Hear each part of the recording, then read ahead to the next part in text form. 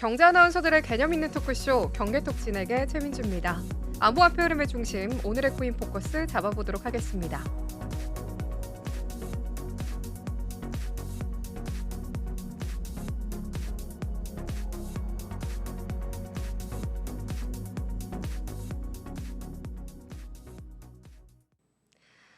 오늘 코인 흐름의 이슈 속에서 오늘은 우리가 잘 알고 있는 이 페이스북이죠. 현 메타가 리브라라는 디지털 화폐를 만들려다가 실패한 이야기, 그리고 애플과 구글이 어떻게 조용히 그러나 집요하게 이 금융시장을 잠식해가고 있는지 살펴보도록 하겠습니다.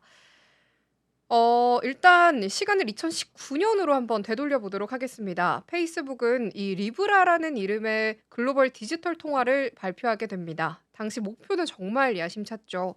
전 세계 17억 명의 은행 계좌가 없는 사람들에게 금융 서비스를 제공하겠다라고 발표를 합니다. 어 이 리브라는요. 이렇게 새로운 디지털 화폐 프로젝트를 세상에 공개를 했는데요. 목표가 이렇게 정말 거대했습니다. 전 세계 인구의 78억 명 중에서 은행 계좌가 없는 이 17억 명을요. 금융 시스템 안으로 끌어들이면서 또 빠르고 저렴한 송금을 가능케 하고요. 이렇게 새로운 글로벌 결제 인프라를 만들겠다라고 했습니다. 이 페이스북은 혼자가 아니었습니다. 이 리브라 협회라는 이름으로 28개 글로벌 대기업과 손을 잡았죠. 리브라는 단순한 암호화폐도 아니었습니다. 리브라 백서에 따르면 이 디지털 화폐는 법정 화폐 바스켓에 기반한 이 달러, 유로, 엔화 등 주요 통화 바스켓에 연동이 된 스테이블 코인으로 또 설계가 됐습니다. 이 달러와 유로, 엔화 등을 혼합해서 담보로 삼아서 가격 변동성을 최소화하는 구조였던 것이죠. 안정성을 강조한 것인데요. 이름만 들어도 든든한 파트너들이 있었습니다. 여기에는 비자, 마스터카드, 페이팔, 우버, 스포티파이와 같은 여러분들께서도 잘 알고 계시는 그 대기업들이 포함이 되어 있었습니다. 여기서 시청자 여러분께서는 혹시 비트코인 가격이요, 하루에도 5%, 10%씩 오르락 내리락 하는 걸 보신 분들이 정말 많으시죠. 리브라는 이런 극심한 변동성을 없애고요. 안정성을 강조하려고 했습니다. 하지만 문제는 야심이 또 너무 컸다라는 것에서 있었습니다. 당시 페이스북은 이미 신뢰 위기에 좀 빠져 있었는데요. 2018년 케임브리지 애널리티카 이 스캔들인데요. 무려 8,700만 명의 개인 정보가 유출이 됐고요. 2019년에도 잇따른 개인 정보 유출 사건이 있었습니다. 이런 상황에서 "이제 우리한테 돈까지 맡기세요."라고 했으니 이 정부와 규제기관, 그리고 심지어 일반 이용자들까지도 불안해했습니다. 미국 의회 청문회 장면을 한번 떠올려 보겠습니다. 당시 이 리브라 책임자 데이비드 마커스가 청문회에 출석을 했을 때 의원들은 "당신들은 우리의 개인 정보도 제대로 지키지 못하는데 이제 돈까지?" 라면서 몰아붙였습니다. 특히 금융의 핵심은 신뢰죠. 은행이 망한다라고 한번 상상을 해 보겠습니다. 신뢰가 붕괴한다면 금융시장은 순식간에 패닉에 빠지게 되겠죠. 게다가 주요 국가들도 강하게 반발을 했습니다. 프랑스 재무장관 브루노 르메르는요, "리브라는 국가 주권에 대한 위협이다라고 했고요. 독일 중앙은행 총재 엔스 바이트만은 "민간 기업이 발행하는 글로벌 통화는 심각한 리스크를 가져올 수 있다라고 했고요.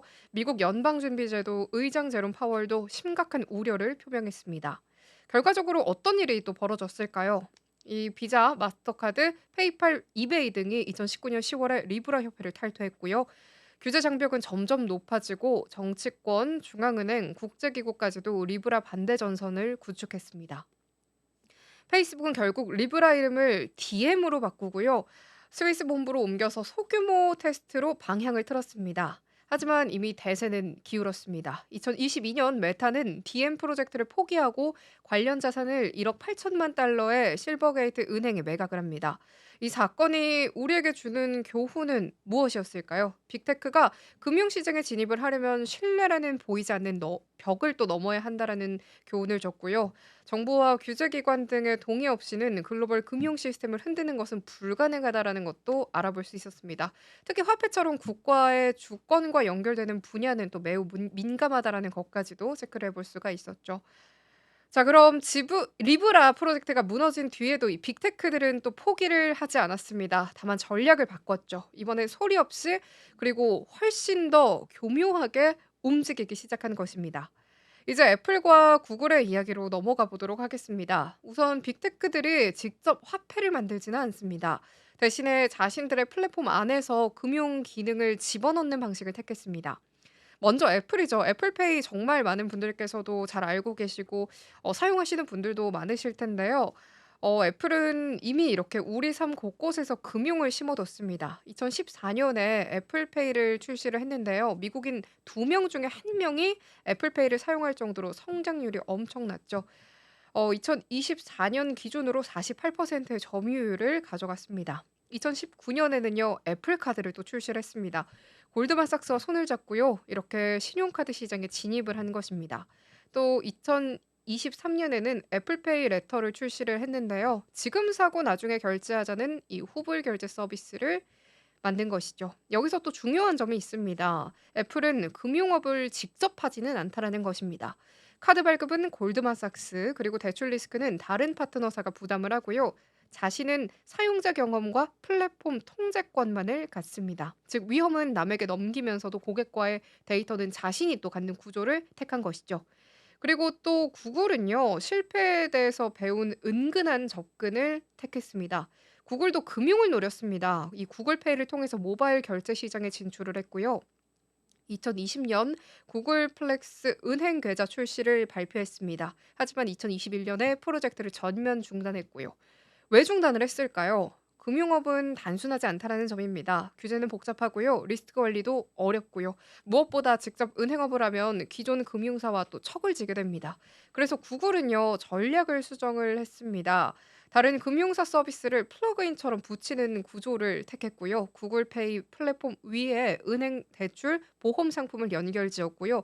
구글은 결제 데이터와 고객 접점만을 관리를 하는 것이죠. 예를 들어 지메일 안에서 돈을 보내거나 구글페이에서 후불 결제 옵션을 제공하는 것처럼요. 이메일 서비스도 변했습니다. 지메일 안에서 구글페이로 송금이 가능하고요. 애플 메일에서도 애플페이로 결제 기능을 추가했습니다. 이메일이 이렇게 단순한 편지함이 아니라 금융 허브가 되어가고 있다는 점이죠. 정리를 해보자면 페이스북은 리브라를 통해서 한 방을 좀 노렸지만 신뢰와 규제의 벽에 막혔습니다. 반면 애플과 구글은 조용히 그러나 끔질기게 이렇게 금융 생태계를 구축을 하고 있습니다. 앞으로 우리가 모르는 사이에 스마트폰 하나로 또 결제, 대출, 보험까지 모두 해결하는 시대가 또 열릴지도 모르겠고요. 지금도 열리고 있다라고 또 한번 짚어볼 수가 있겠습니다. 단 그 과정에서 우리의 금융 데이터, 이 개인 정보는 또 어디로 흘러갈까요? 빅테크 금융 진출 과연 또 축복일지 아니면 또 다른 위험일지 또 생각해 볼 문제가 되겠습니다. 은행이 없던 시대를 지나서 은행 중심 금융을 넘어서서 이제는 스마트폰만 있다라고 한다면 돈을 주고받는 세상, 이 민간 기업이 돈을 발행하는 세상까지도 이야기가 되고 있죠. 오늘은 이런 변화를 중심에 있었던 페이스북 리브라 프로젝트를 중심으로 또 애플과 구글과 같은 빅테크들의 금융 진출까지 깊이 있게 또 살펴보도록 하겠습니다. 그럼 첫 번째 질문 함께 이어가 보도록 하겠습니다. 은행 없이 스마트폰으로 돈을 주고받는다면에 대한 이야기를 또 함께 간단하게 나눠보겠습니다. 만약에 은행 없이 이렇게 스마트폰 하나로 돈을 주고받는 세상이 열린다라고 한다면 여러분은 편리함만을 느끼실까요? 아니면 약간의 걱정도 함께 앞설까요? 사실 이렇게 상상만 해왔던 미래는 현실로 다가오고 있습니다. 저는 이 질문을 봤었을 때 금융 포용성이라는 키워드가 좀 먼저 떠올랐는데요. 세계은행 보고서에 따르면 2021년 기준으로 약 17억 명 이 세계 인구의 약 22%가 여전히 은행 계좌를 보유하고 있지 않습니다. 특히 사하라 이남 아프리카에서는 성인 인구 절반 이상이 은행을 이용하지 못하고 있죠. 반면 이 지역에서는 스마트폰 보급률이 50%를 넘어섰습니다. 그러니까 은행 지점보다 스마트폰이 먼저 도착을 한 것이었죠. 이런 환경에서 만약 스마트폰 하나로 송금, 결제, 심지어 소액 대출까지 가능해진다라고 한다면 금융 소외계층에게는 엄청난 기회가 될 수가 있습니다. 실제로 모바일 결제 서비스에서 2007년 출시 이후 이 케냐 GDP의 50% 이상을 커버할 정도로 또 성장을 했습니다. 덕분에 케냐에서는 금융 접근성이 83%까지 증가를 했습니다. 만약에 반대편에서는 보안과 규제 문제가 또 이렇게 대두가 되는 상황이 또 발생을 하게 되는데요. 만약에 스마트폰이 금융 플랫폼이 해킹을 당하거나 서버가 중단이 된다라고 한다면 이용자들은 순식간에도 돈을 잃을 수가 있습니다. 또 은행처럼 정부가 예금자 보호 제도를 마련해 주는 것도 아니기 때문이죠. 따라서 스마트폰 금융 혁명은 정말 또 매력적이기도 하지만 강력한 보안, 소비자 보호 장치가 반드시 또 따라야 한다라는 점, 이 부분을 또 강조가 되고 있습니다. 이처럼 스마트폰 금융은 혁신적인 가능성을 품고 있지만 그 이면에서는 보안과 규제라는 무거운 숙제가 또 함께 따라오고 있는데요. 금융의 민주화는 환영할 일이지만 보안과 규제가 함께하지 않는다면 오히려 위험해질 수도 있습니다.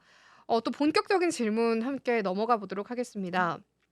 두 번째 질문인데요. 민간 기업이 돈을 만들 수 있어야 할까라는 질문입니다.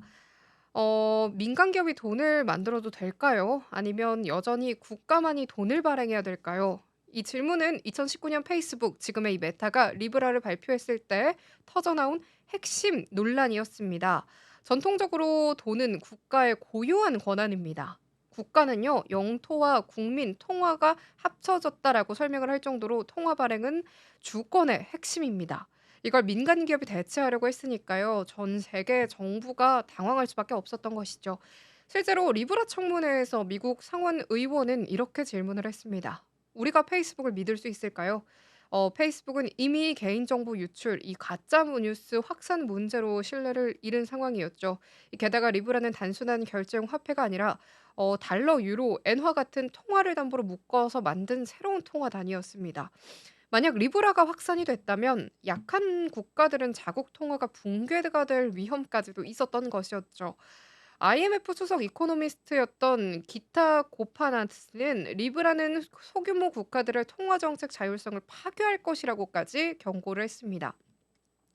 결국 민간 기업이 돈을 만들기 위한 이런 필수 요소라고 한다라고 하면 글로벌 금융 안정성, 그리고 소비자 보호, 그리고 자금 세탁 방지가 필수적이죠. 이 세 가지를 완벽하게 갖춰야 합니다.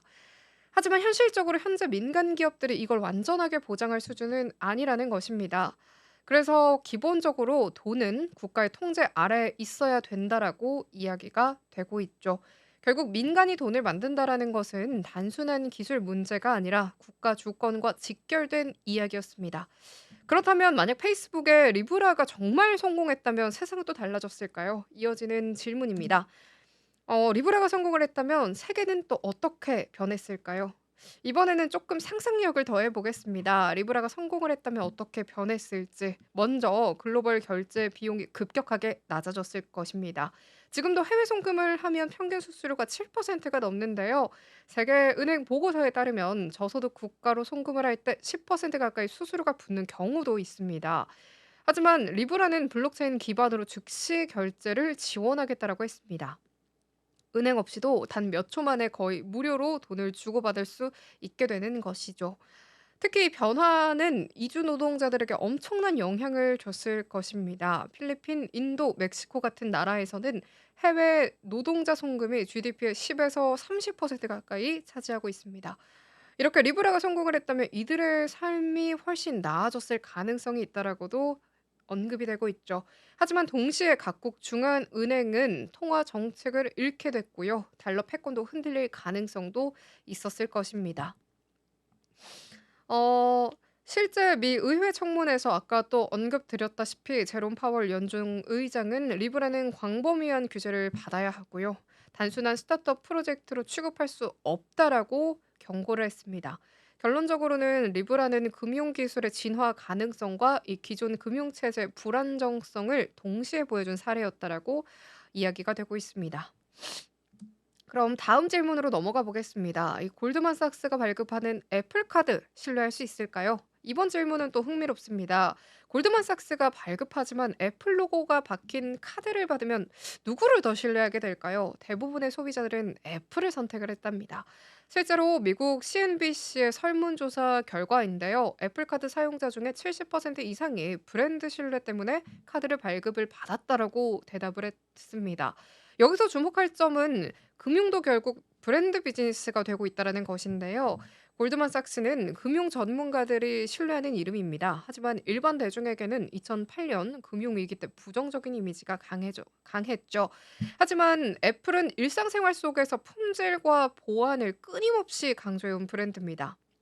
여기서 재밌는 점은요, 애플카드는 또 연체료가 없고요, 실시간 소비 내용을 분석할 수 있고요, 2% 즉시 페이백이 가능하다는 점인데요. 같은 사용자 경험을 강화하는 데 이렇게 초점을 맞췄습니다. 기존 은행들은 잘 하지 않았던 방식을 택한 것이죠. 결국 미래 금융은 기술력과 브랜드 신뢰, 사용자 경험을 얼마나 잘 결합하는지가 관건이 될 것이라고 전망이 되고 있습니다. 결국 금융도 브랜드를 파는 시대가 됐음을 보여주는 사례가 된 것인데요. 그렇다면 클릭 한 번이면 대출, 송금, 영화 예매까지 모두 되는 세상은 어떨지 다음 질문 이어서 만나보겠습니다. 다섯 번째 질문입니다. 메일을 보내다가 송금을 하고 영화를 클릭하다가 대출을 받는 세상 한번 상상해 보도록 하겠습니다. 여러분들은 또 어떻게 바라보실지 저는 약간 기대가 되기도 하고 또 걱정도 되기도 하는데요. 구글은 이미 지메일 안에서 송금을 제공하고 있고요. 애플은 아이메시지 안에서 애플페이 송금을 지원하고 있습니다. 아마존은 이 자체 BNPL 선구매 후결제 서비스까지도 강화를 하고 있습니다. 편리함은 정말 놀라운데요. 10년 전만 해도 대출을 받으려면 은행에 가서 서류를 내고 또 상담을 받아야 했었는데 이제는 클릭 몇 번이면 정말 쉽게 가능해졌습니다. 문제는 데이터 독점입니다. 이메일, 금융, 소비, 대출 이력이 모두 하나의 플랫폼에서 모이면 그 기업은 사용자에 대해 거의 전지전능한 수준의 정보를 갖게 됩니다. 만약에 데이터가 잘못 쓰이거나 또 유출이 된다라고 한다면 개인의 금융 안정성은 물론이고요. 사회 전체 시스템에서도 큰 위협이 될 수가 있습니다. 그래서 편리함만큼이나 개인정보 보호와 규제 마련이 절실하다라고 생각이 됩니다. 이렇게 편리함은 분명히 또 매력적이기도 할 텐데요. 하지만 개인정보 보호라는 숙제도 함께 안고 있다라는 점 또 잊지 말아야겠습니다. 앞으로 금융을 어디에 맡겨야 할지 또 이어서 고민을 해 보도록 하겠습니다. 앞으로 금융을 빅테크에 맡겨야 할까요? 아니면 전통은행에 또 맡겨야 할까요? 많은 전문가들은 혼합이 될 것이라고 전망하고 있습니다. 빅테크는 빠르고 또 편리합니다. 애플페이, 구글페이 그리고 알리페이 같은 서비스는 이미 글로벌 결제 시장을 장악하고 있습니다. 2024년 기준으로 글로벌 모바일 결제 시장 규모는 9조 달러를 넘어섰습니다. 하지만 전통은행이 제공하는 신용평가, 자산관리, 외환 거래 등은 아직까지도 빅테크가 쉽게 대체하기는 또 어려운 영역입니다. 특히 글로벌 금융 위기 같은 대규모 충격이 발생을 했을 때 누가 최후의 보루가 되어 줄까를 또 생각을 한다면 아직은 은행과 국가 시스템이 또 필요하다라고 많이 이야기가 되고 있죠. 결국은 일상 금융은 빅테크를 활용을 하고요. 주요 금융 거래는 은행을 병행하는 전략이 가장 현실적이라고 대두되고 있습니다.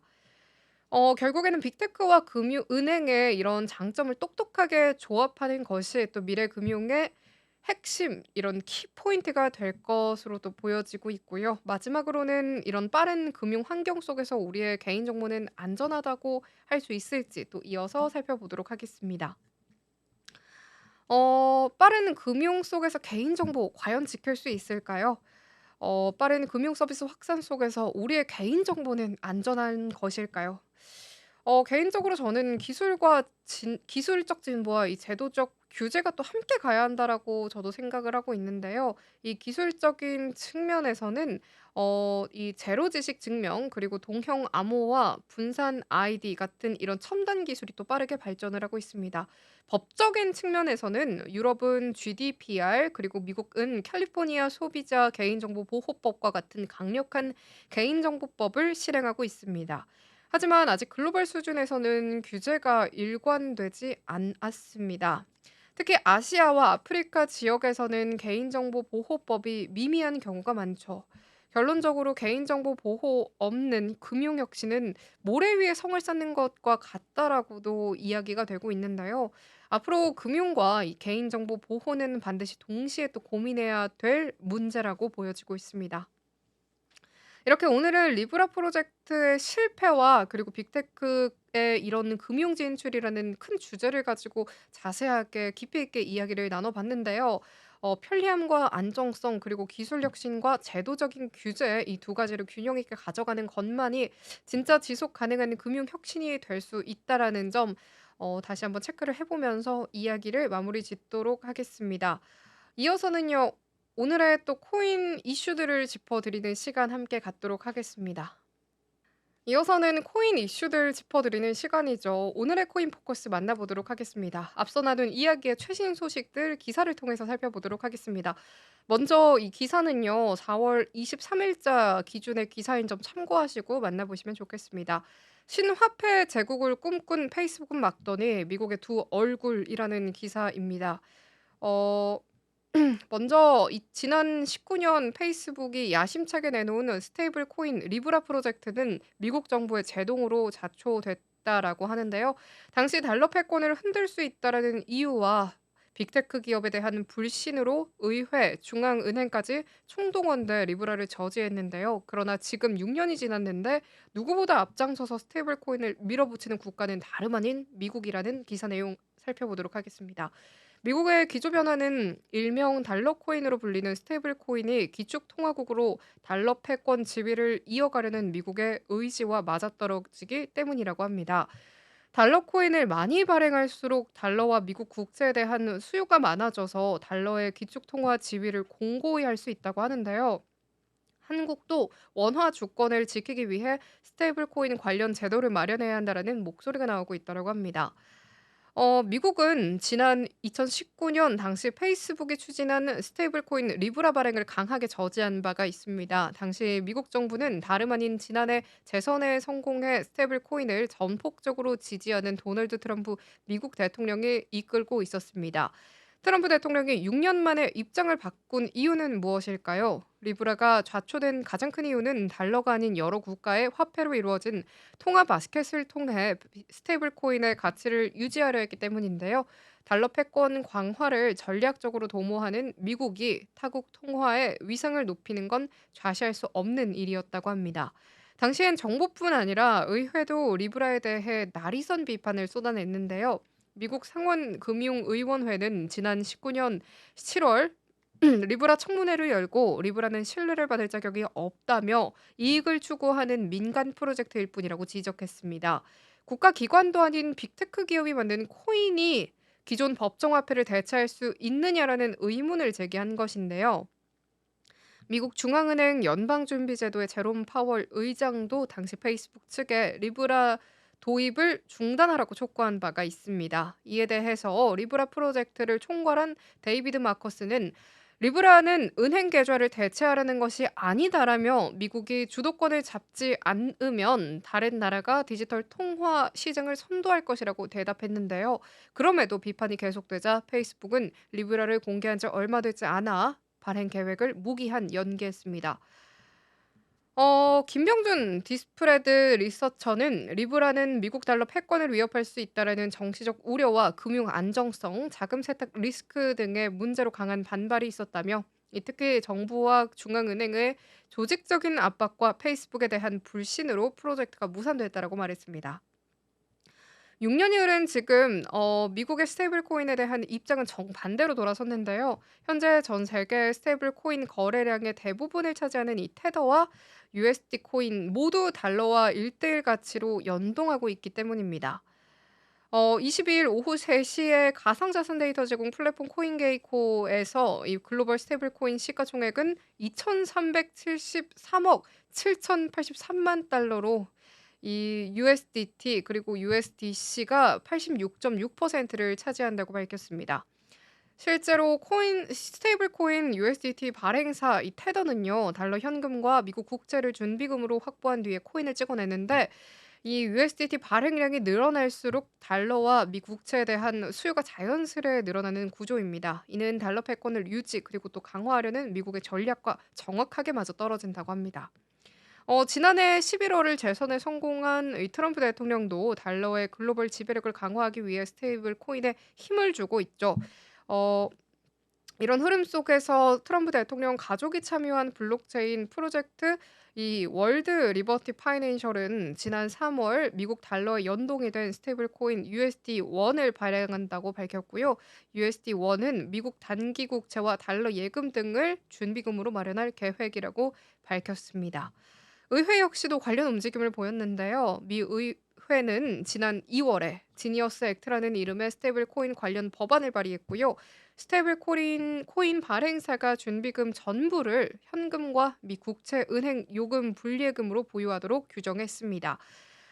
이렇게 다양한 의견들이 나오고 있는데요. 이런 디지털 패권 경쟁에서 원화의 위상이 참 우려가 됩니다. 이렇게 자본 유출이 쉬워지면서 국가의 통화 정책은 실용성을 잃게 된다라는 이야기들이 계속해서 나오고 있는데요. 아직까지도 이런 상황들이 진행되고 있다라는 점 계속해서 또 주목해 보고 흐름들 좀 빠르게 따라가 봐야겠습니다. 이렇게 오늘의 코인 포커스로 이 리브라와 빅테크 기업의 이야기부터 이렇게 최신 소식들까지도 함께 살펴봤습니다. 빠르게 변하는 시장의 흐름만큼이나 빠르게 바뀌어가는 흐름 또 짚어볼 수가 있었습니다. 이렇게 또 어떤 변화가 일게 될지 자세하게 또 만나봐야 할 것 같고요. 이런 빠른 시장의 변화 계속해서 경계톡과 함께 시장의 흐름 짚어가면서 꼼꼼하게 포인트 포커스 체크해 보시면 좋겠습니다. 경계톡 오늘 저희가 준비한 소식은 여기까지입니다. 다음에 더욱더 알찬 소식으로 찾아뵙도록 하겠습니다. 오늘도 함께해 주신 여러분 고맙습니다.